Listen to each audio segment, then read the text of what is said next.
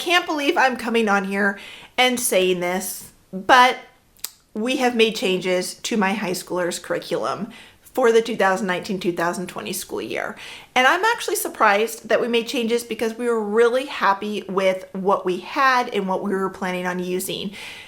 But here I am, letting you know we've made changes. So here's what I want to do in this video. First of all, I want to share with you why we decided to change some things. And what you'll see if you watched my video for what my ninth grader was using, my ninth grade curriculum choice video, and then you compare it to this one, you'll see that there isn't a huge difference, but there was enough of a difference that I thought I better share with you and let you know what we're doing. So I'm going to share with you some of the reasons why, or the main reason why we changed some things.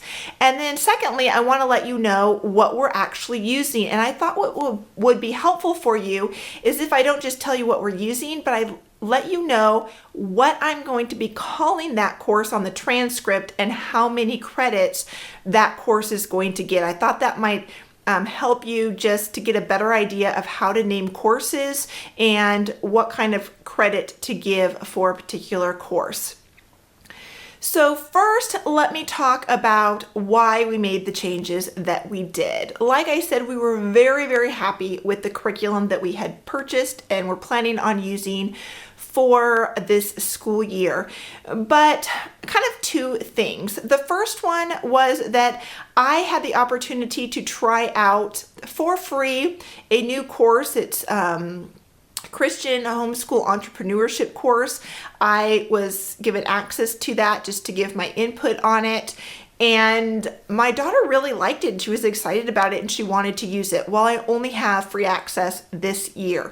And so we needed to try to squeeze that in.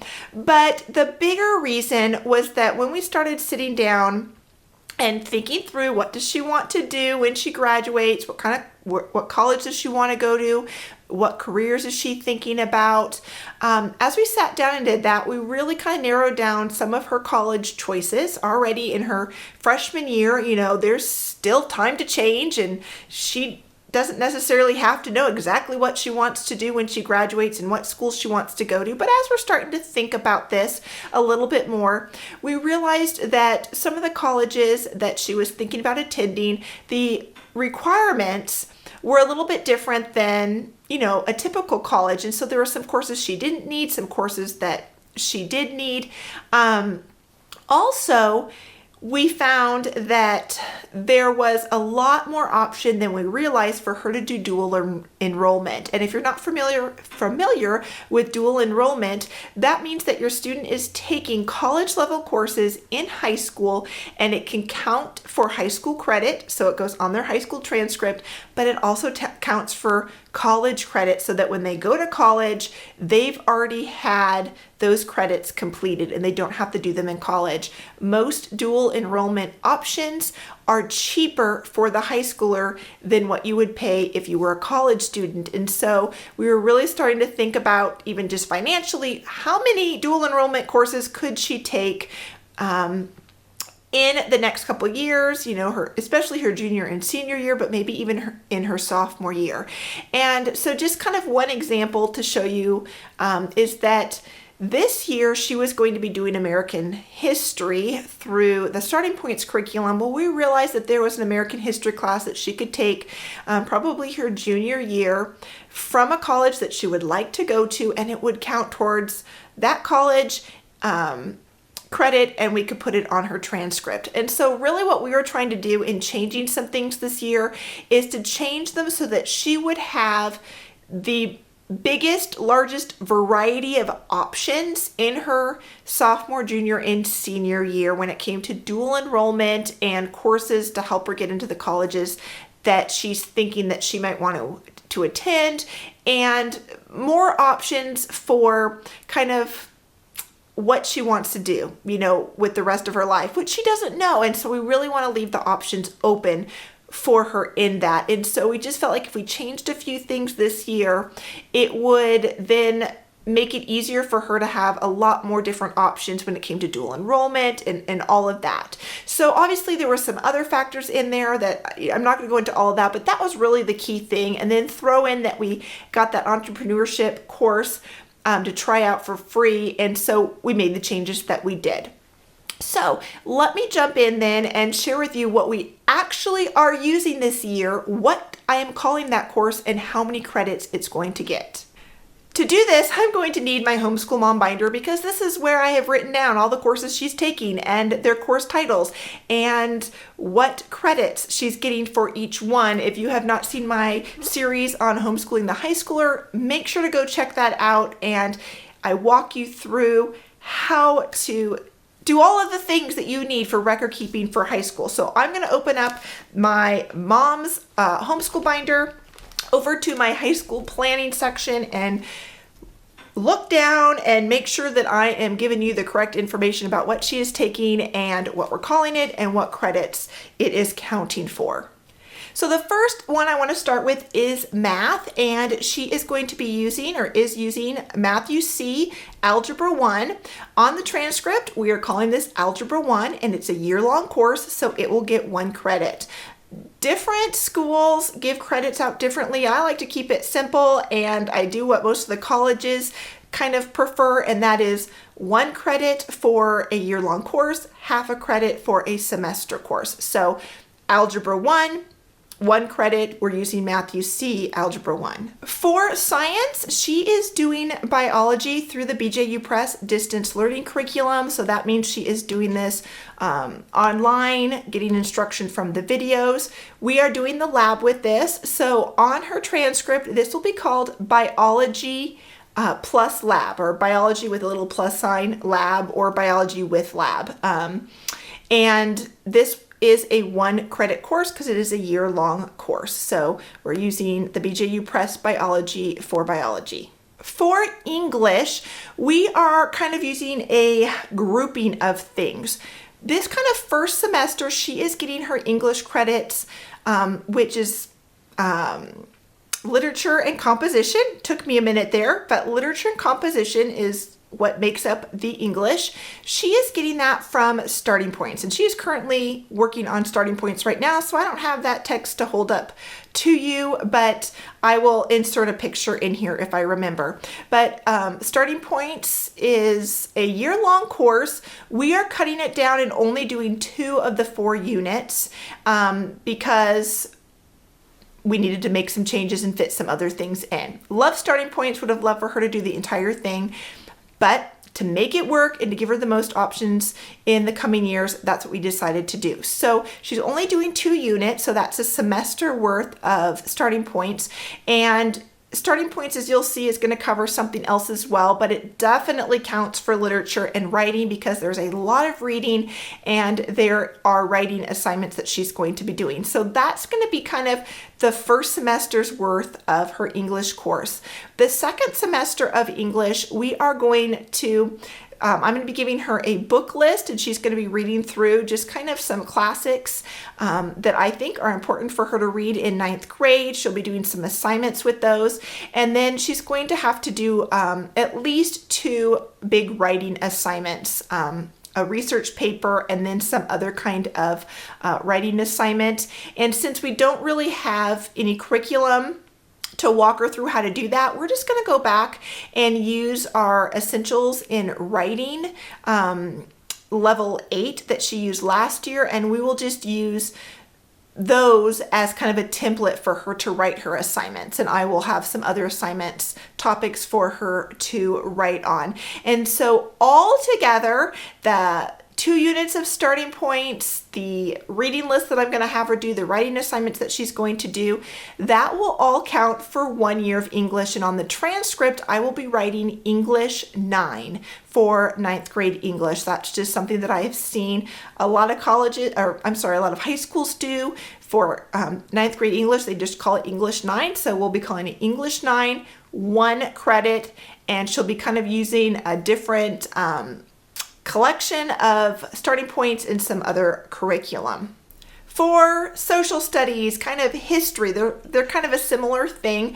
What we're going to do is she is going to be taking 2 courses, one this semester and one next semester, to kind of fill in for a year of social science or history.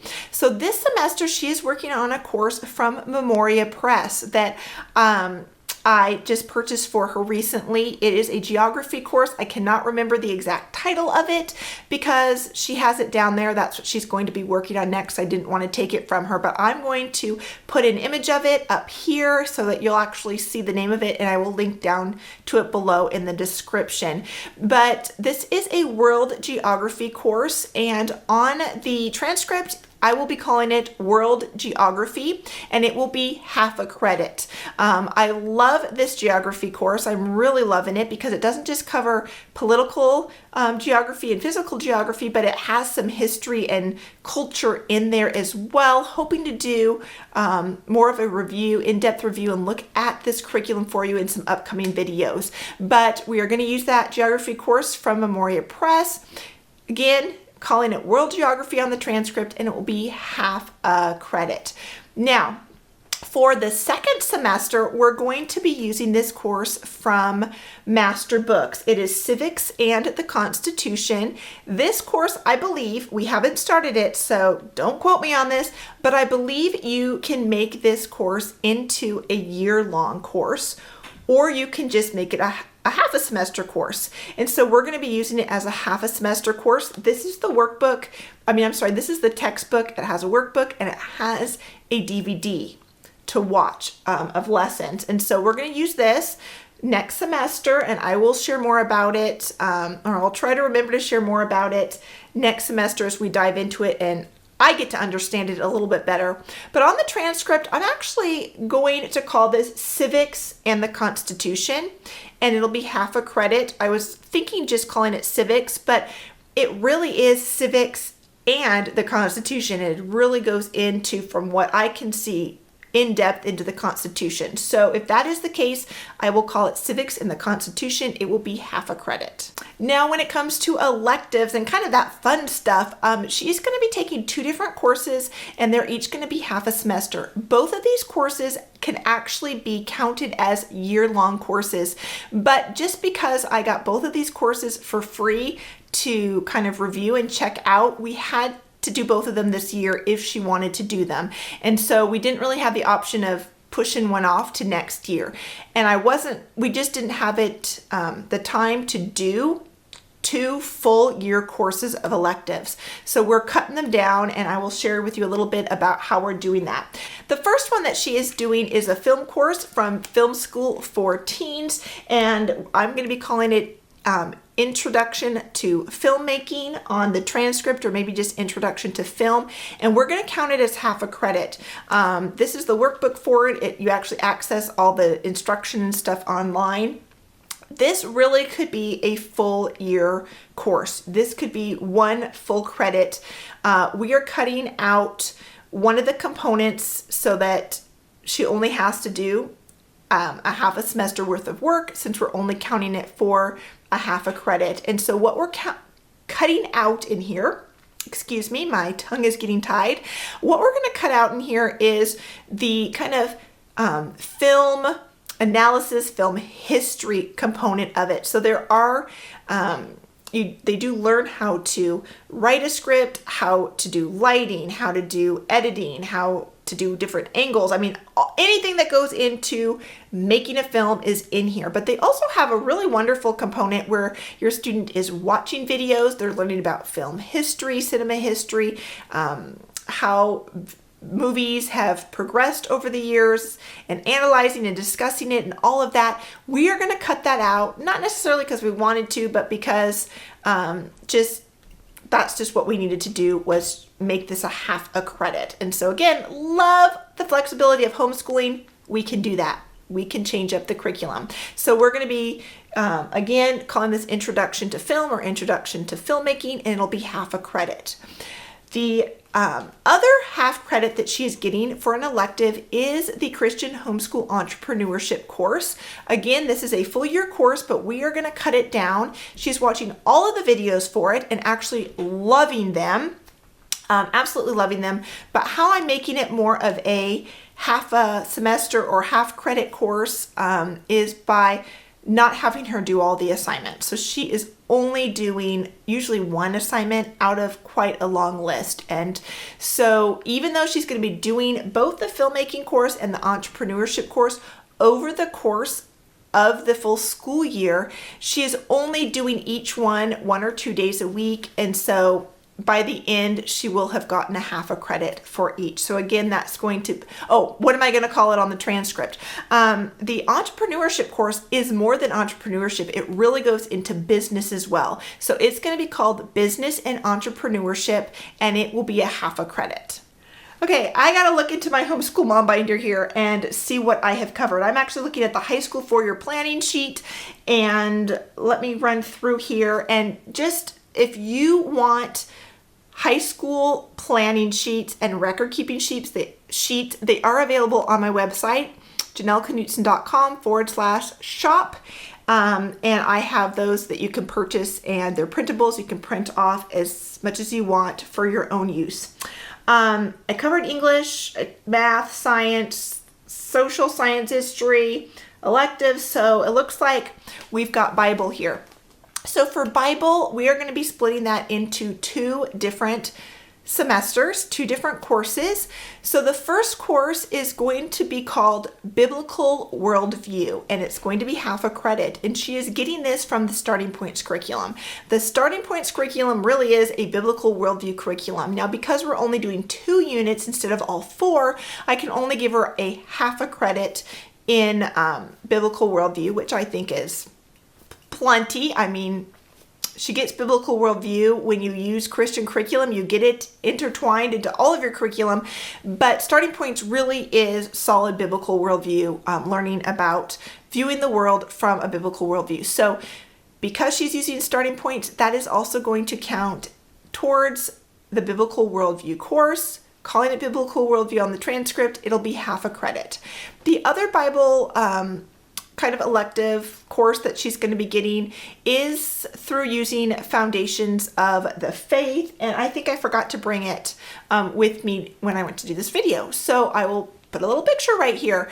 But it is called Foundations of the Faith, and that is going to be called, let me see what I'm going to call it. I am calling it Foundations of the Christian Faith, and it will be a half a credit towards Bible as well, but I'm calling it Foundations of the Christian Faith. Now, all of those courses together combine to make 6 credits, and that's usually what your student is going to do, is about 6 credits worth of schoolwork each year throughout their high school journey to make a total of 24 credits to put on the transcript. Now, there is a course missing here that I really wanted her to do that I purchased. I paid for with my own money, and we only have access for 18 months, and that is the Spanish curriculum from BJU Press through their distance learning program. I bought this with my own money. I need her to take it now because that's when we have access to it. She can't push this off for another year because then I'd have to buy it all over again. Not the books, but access to the videos. So here's what we're going to do. This first semester is pretty heavy. Starting Points is pretty rigorous and requires a lot of her. And so we are not going to be starting Spanish until second semester. Second semester, she's going to work through it, but at a slower pace. She is going to be doing most of this Spanish in this summertime, and we will count it on her transcript. It will go as a summer course. We'll call it Spanish 1. It'll be 1 full credit because it is a year-long course. Like I said, she's going to start and ease into it second semester, do the bulk of it in the summer.